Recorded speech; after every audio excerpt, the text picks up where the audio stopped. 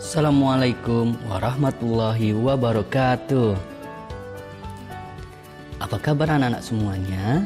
Hari ini kita akan belajar tentang daur hidup hewan untuk mata pelajaran ilmu pengetahuan alam kelas 4. Kompetensi dasar untuk pembelajaran kita hari ini yaitu membandingkan siklus hidup beberapa jenis makhluk hidup serta mengaitkan dengan upaya pelestariannya.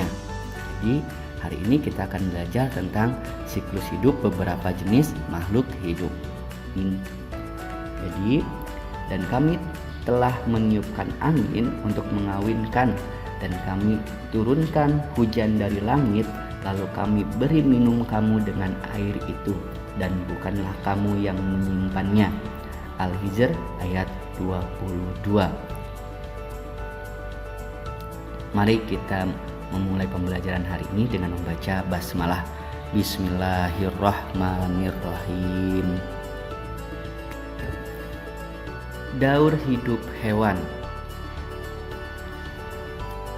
Selama hidupnya, hewan mengalami perkembangan yang berbeda-beda loh kak.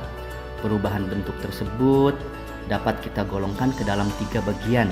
Yang pertama, ada hewan yang tidak mengalami metamorfosis.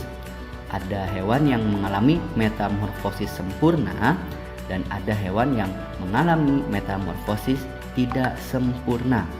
Seperti apa sih yang tidak mengalami metamorfosis, kemudian yang mengalami metamorfosis sempurna dan metamorfosis tidak sempurna? Baik, simak pembelajarannya berikut ini ya kak. Hewan yang tidak mengalami metamorfosis adalah hewan yang tidak mengalami perubahan pada setiap tahapan hidupnya. Jadi perhatikan, Pak Adi contohkan adalah ayam. Dimulai dari telur yang menetas, kemudian menjadi anak ayam dan menjadi ayam dewasa. Anak ayam dan menjadi ayam dewasa, dia tidak bertambah organnya, namun memang bertambah panjang ataupun berat tubuhnya. Tetapi hewan ini tidak mengalami perubahan pada tiap hidupnya. Nah, hewan yang tidak mengalami perubahan pada setiap hidupnya yaitu hewan yang tidak mengalami metamorfosis, seperti ada ayam, terus kemudian ada kucing. Jadi intinya adalah hewan yang tidak mengalami perubahan pada setiap hidupnya. Selanjutnya adalah metamorfosis sempurna. Hewan yang mengalami perubahan bentuk dan fungsi pada bagian tubuh sejak dia menetas dari telur menjadi larva dan menjadi dewasa, dia mengalami perubahan. Nah, itu disebut metamorfosis sempurna. Jadi dari telur sampai dia dewasa, dia mengalami perubahan bentuk. Nah, ciri khas pada metamorfosis sempurna adalah adanya tahapan pupa atau tahapan kepompong pada serangga atau tahapan berudu pada katak. Contoh hewan yang mengalami metamorfosis sempurna adalah kupu-kupu, nyamuk, lalat, lebah, dan katak. Daur hidup hewan yang selanjutnya adalah metamorfosis tidak sempurna. Perubahan yang terjadi pada tahapan perkembangan ini tidak terlalu mencolok pada individu muda dan individu dewasa. Artinya, perubahan bentuk dan fungsi pada organ tubuh ini tidak berbeda kak. Hewan yang mengalami metamorfosis tidak sempurna hanya melewati 3 tahapan, yaitu telur menjadi nimfa kemudian menjadi dewasa. Telur menjadi nimfa kemudian menjadi dewasa. Artinya tidak ada perbedaan antara nimfa dan dewasa. Jadi jika di bawah itu ada 4, sebenarnya tahapan yang tengahnya itu, yang 2 itu adalah tahapan nimfa. Bagaimana dia belum menjadi dewasa. Contohnya apa Pak? Kalau misalkan ciri khasnya pada tumbuhan yang belum menjadi dewasa, yaitu pada tumbuhan yang metamorfosis tidak sempurna, dia struktur tubuhnya tidak memiliki sayap. Jadi sayap muncul hanya pada fase hanya pada fase dewasa. Sayapnya jadi sayapnya hanya muncul pada fase dewasa. Ya, sekarang kita akan membahas tentang metamorfosis sempurna ya Kak. Kita ambil contoh adalah kupu-kupu. Nah, Telur pada kupu-kupu menetas menjadi ulat yang kecil. Nah, pada fase ini, pada fase ulat, di mana fase ini banyak makan. Artinya, pada fase ulat, daur hidup dari kupu-kupu banyak memakan daun-daunan. Dia makan banyak untuk apa? Agar ketika menjadi kepompong, dia sudah menyimpan banyak makanan. Sehingga pada fase kepompong, dia tidak mengalami fase makan sampai dia berubah menjadi kupu-kupu. Nah, kupu-kupu dewasa kemudian mencari makan dan kemudian bertelur kembali di daun. Seperti itu. Yang kedua adalah metamorfosis sempurna pada katak. Katak bertelur di air. Telur katak menetas menjadi kecebong yang bentuknya menyerupai ikan. Nah, kecebong bernafas dengan insang dan hidupnya tentunya di air. Selanjutnya kecebong tersebut akan muncul kaki belakangnya dan disusul dengan kaki depan yang disebut kecebong berkaki dan berekor.